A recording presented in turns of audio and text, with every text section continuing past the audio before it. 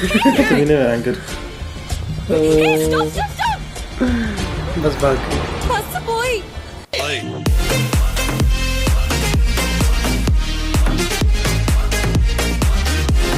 Hello everyone, welcome to reaction studio. I am Sukhdev. Hi Mahadev. तो दोस्तों, आज हम देखने वाले हैं आगतन फिल्म को, जो कि 2010 में रिलीज़ हुई थी। इस फिल्म में लीड रोल में हैं दिलीप, सत्यराज, चार्मी कौर, लाल एंड बीजू मेनन। और दोस्तों, इस फिल्म को डायरेक्ट किया है कमल ने। तो बिना किसी देरी के हम इस फिल्म को देखते हैं, लेकिन देखने से पहले आपको याद दिला दूँ, अगर आपने अभी तक हमारा चैनल सब्सक्राइब नहीं किया है तो प्लीज़ सब्सक्राइब कीजिए, और अगर आपको ये वीडियो पसंद आता है तो इसे लाइक ज़रूर कीजिए। So without any delay let's watch Aagathan. Let's watch.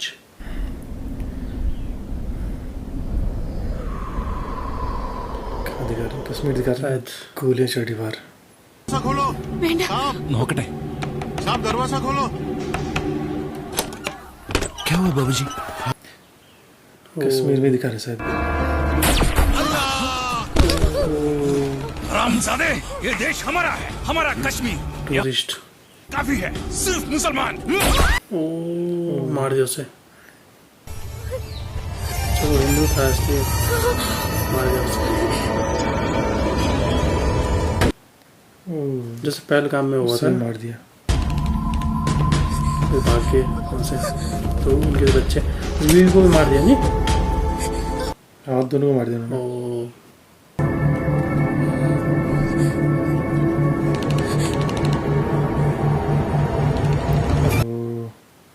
ये है, ये लड़का यहाँ पहुँच गया। क्या वो ये कैसे बचा? पता नहीं। अच्छा, दिलीप था शायद वो लड़का। അന്നത്തെ 10ാം ക്ലാസ് വിദ്യാർത്ഥിയിൽ നിന്ന് 14 വർഷത്തെ ഇടവേള. ആ ഓർമ്മകളൊക്കെ എന്തിനാണ് കാത്തിരുന്നത്? എവിടെ നിന്നാണ് തുടങ്ങേണ്ടത് അറിയില്ല.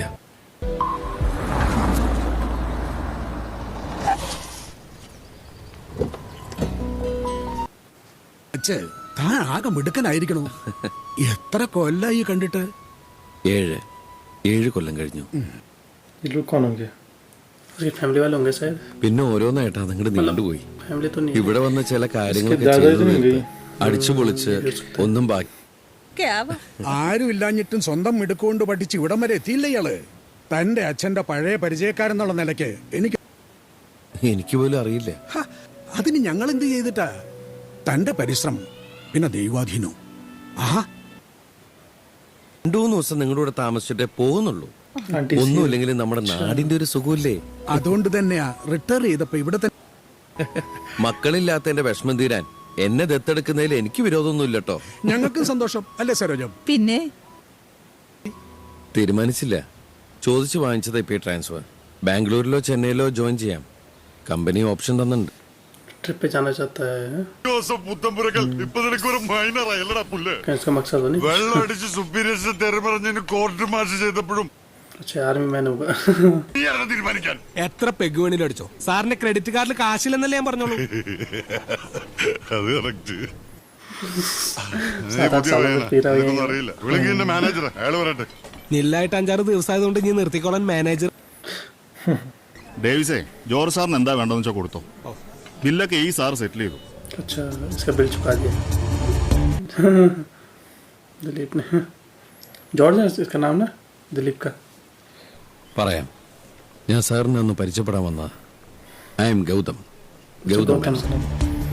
इसका नाम है सर जॉर्ज। पहले तो इससे मिल रहा है। ഇത് തന്നെയാണോ സാർ വീട്? അങ്ങനെ ചോദിച്ചാ എനിക്കൊരു ഉറപ്പൊന്നുമില്ല. വേറെ കാര്യം ചെയ്യും, ഇതാക്കോട്ടും തുറന്നു നോക്ക്. എത്ര ശ്രമിച്ചാലും സമ്മതിക്കൂല ഈ കീഹോള്. അവൻ അങ്ങോട്ടും ഇങ്ങോട്ടും ഇങ്ങനെ തെന്നിക്കളിക്കും, ഒടുക്കവനെ തോപ്പിക്കും. ഞാൻ സാർ ഒറ്റയ്ക്കാണോ ഈ വീട്ടിലെ? इसी का വീട്ടില് മാത്രമല്ലടോ, ജീവിതത്തിൽ ഞാൻ ഒറ്റ. जॉर्ज का 2 കൊച്ചുങ്ങളും ഉണ്ടായിരുന്നു, അവരെയും കൊണ്ടുപോയി. 18 കൊല്ലം മുമ്പാ ഒരു രാത്രിയില്. बच्चे और बीवी चले गए घर छोड़कर, इसलिए पी रहा है ये। സ്റ്റിയറിംഗിൽ കൈ സ്റ്റഡി ആയിരിക്കും എന്നുള്ള എന്റെ അഹങ്കാരം. ഡിസംബറിലെ ബിസ്റ്റും കാറിനകത്ത് അവളും കുഞ്ഞുങ്ങളും പൊടിപ്പിള്ളേരായിരുന്നു രണ്ടും. ഉറങ്ങണം പോലെയാ തോന്നി. ഉപദേശം കേൾക്കാൻ എനിക്ക് സൗകര്യമില്ലായിരുന്നു. അതോടെ ഡ്യൂട്ടി ടൈമിൽ വെള്ളം അടിച്ച് സുപ്പീരിയേഴ്സിനെ ഹാപ്പി. അന്ന് മുതൽ ഞാൻ ആഘോഷിക്കുക. എന്താ ദിശയമേ ദൈവത്തിൽ സ്നേഹം എത്ര മനോ. ബില്ല് സെറ്റിൽ ചെയ്ത് എന്റെ കൂടെ ഇങ്ങോട്ട് പോകുന്നത്. ഒരു ഉത്തരേ ഉള്ളൂ. പണ്ടേ വരേണ്ടതായിരുന്നു. പക്ഷേ ഇപ്പോഴായിരിക്കും സമയമായത്. സാറിനെ കണ്ടുപിടിക്കാൻ കുറച്ച് ബുദ്ധിമുട്ടി.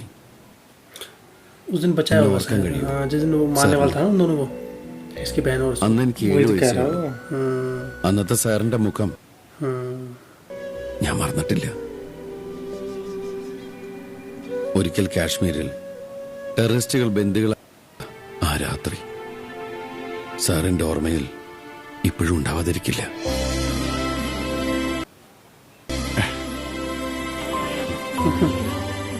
അന്ന് സാറിനോടൊപ്പം മറ്റൊരു മലയാളി ഓഫീസർ കൂടി ഉണ്ടായിരുന്നു, നാഥ വർമ്മ.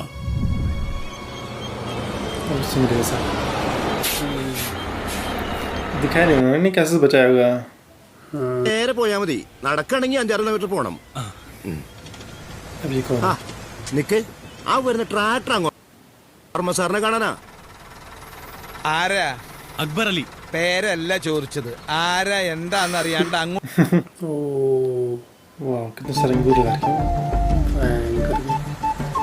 ഈ മുന്തിരിയൊക്കെ എപ്പോഴാ പറിക്കുക? എന്താ പറിച്ചു കൊണ്ടുപോകാൻ വന്നതാ ഈ പത്രക്കാര്? എനിക്ക് തീരെ ഇഷ്ടല്ല ഈ വിറ്റകളെ. അല്പം കൂടെ മയത്തിൽ സംസാരിച്ചൂടെ? ദാസാ, ഇവനെത്ര ശരി. ഈ മോന്തയിൽ നോക്കി എങ്ങനെയാ ചോദിക്കുക? ഒന്ന് ചിരിച്ചൂടെ? അപ്പൊ ചിരിക്കാൻ അറിയാലോ ലോറൻസ് ചേട്ടന്. പറഞ്ഞോ. സാറും ഭാര്യയും അമ്മയും ഇവിടെ തന്നെ താമസിക്കും. പിന്നെ ഒരു മോളുണ്ട്, അത് ബാംഗ്ലൂര്. കാര്യങ്ങളൊക്കെ സാറിനോട് ചോദിച്ചോളാം. എങ്കിൽ ലോറൻസ് ചേട്ടൻ തന്നെ പറ. അങ്ങനെ വഴിക്കുവാ. വണ്ടി നിർത്തണ്ട. വർഷങ്ങൾക്ക് മുമ്പ്. അപ്പൊ ഈ ബിൽഡിങ്ങോ? അതും സായിപ്പ് പണിത് തന്നെയാ. അവരതിന് വൈനറി എന്ന് പറയും. പച്ച മലയാളം. तभी तो वैसे लग रही है जैसे फॉरेन में नहीं होती है. फॉरेन में घर होते हैं ऐसे उसी तरह का बनाया हुआ है. പിന്നെ സായിപ്പിന്റെ വർമ്മ സാറിന്റെ അച്ഛൻ വാങ്ങിച്ചു. ഞാൻ പറയണേന്റെ ഇടയിൽ കേറി പറയരുത്. ഇനി ഒന്നും പറയണമെന്നില്ല എനിക്ക്. वाह कितने सारे गुरमे लगे हुए हैं. बंगला भी है शायद. अरे ये तो वही घर है. तो ഇതാണ് സാറിന്റെ ഭാര്യ. अरे हॉन्टेड मूवी में था जो देखा तूने? पता नहीं. वही घर है. अभी तूने बाहर से देखा? अच्छा हॉन्टेड फिल्म में था जो घर. ലോറൻസ് പണിയില്ലേ? ഉണ്ട്. എങ്കിൽ ചെല്ല്. उसकी शूटिंग भी उन्होंने इसी घर में की थी. ചോദിച്ചാ പറയണ്ടേ? വേലായുധ വർമ്മ, ചാത്തൂട്ടി വർമ്മ. വിളിക്കാം. अच्छा याद नहीं. सत्यराज वही घर है. हैं?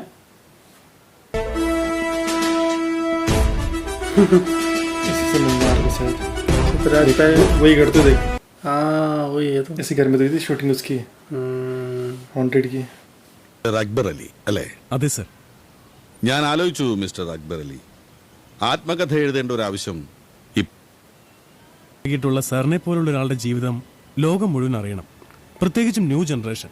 അവർക്കതൊരു വലിയ ഇൻസ്പിറേഷൻ ആവും സർ. इसकी स्टोरी लिखना चाहता है क्या? അനുഭവങ്ങളല്ലേ. മികച്ച സേവനത്തിന് ഇത്രയും ബഹുമതികൾ നേടിയിട്ടുള്ള ഒരു ആമ ഓഫീസറും അടുത്ത കാലത്ത് ഇന്ത്യയിൽ ഉണ്ടായിട്ടില്ല. അഴിമതിക്കാരായ इसकी बायोग्राफी लिखना चाहता. ഞാൻ എഴുതിയെടുത്തോളാം. അനുഭവങ്ങൾ സ്വന്തം വാക്കുകളിലൂടെ തന്നെ ആവുമ്പോഴേ കൂടുതൽ ശക്തമാവും. ബട്ട് സ്റ്റിൽ മാൽദി അവള് ട്രാവൽ ചെയ്തോണ്ടിരിക്കല്ലേ അമ്മേ, റേഞ്ച് ഉണ്ടാവില്ല. അവളോട് ഞാൻ പിന്നെയും പറഞ്ഞതാ ചെന്നൈന്ന് ഇങ്ങോട്ട് തോന്നി കൊഞ്ചിച്ച് വഷളാക്കാൻ. അച്ഛനുള്ളപ്പോ അച്ഛമ്മയുടെ വാക്കിന് എന്താ വില അല്ലേ? അവള് വന്നോളും.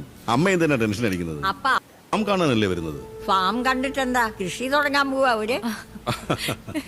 ആ പയ്യൻ ന്യൂയോർക്കില് കാർഡിയോളജി.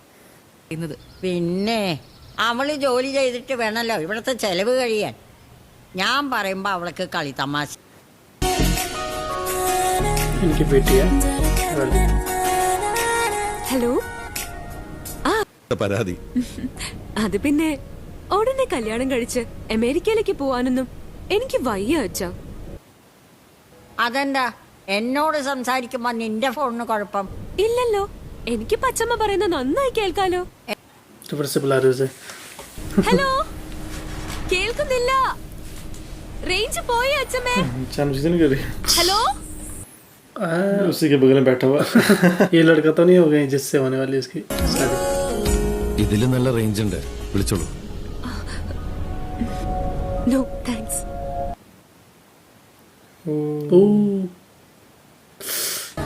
उसका एक्सीडेंट हो गया. உயிரிழக்குதுன்னு நினைக்கிறேன். கடவுளே தப்பிச்சாச்சு. யாருமே பார்க்கல. गाड़ी बाहर भागने के लिए बोल रहा. அப்புறம் இன்னைக்கு ஊருக்கு போய் சார முடியாது சார். செல்வன சீக்கிரம் வண்டி எடுங்கோ. എടോ ആ പാവ റോട്ടിൽ കിടന്ന് പിടയാ. വാലുറക്കണോ, വാലുറക്കാൻ പെട്ടെന്ന് ഹോസ്പിറ്റലിൽ എത്തിക്കണം. എന്നാ സാർ? അതെ, ആവശ്യമില്ലാത്ത പുലിവാലിനേക്കല്ലേ, അല്ലെങ്കിൽ തന്നെ ബസ് ലേറ്റാ. ഹലോ ബ്രദർ, അല്പം മനുഷ്യത്വം കാണിച്ചോളൂ. നിങ്ങൾക്കും ഇല്ല അമ്മ. उसे वही छोड़ने को कह रहे हैं. कैसे लोग हैं? വണ്ടി എടുക്കാൻ. പ്ലീസ്, ഇവരൊന്നും ഹോസ്പിറ്റലാക്കാനല്ലേ?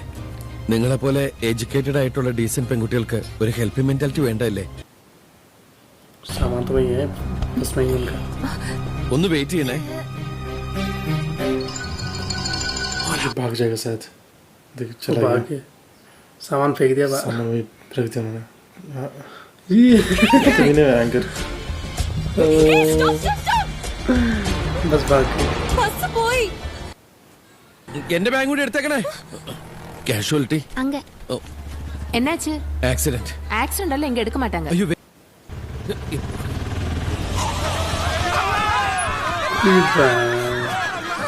इसके रिलेटिव है इस औरत के. सुरेश ने किया एक्सीडेंट.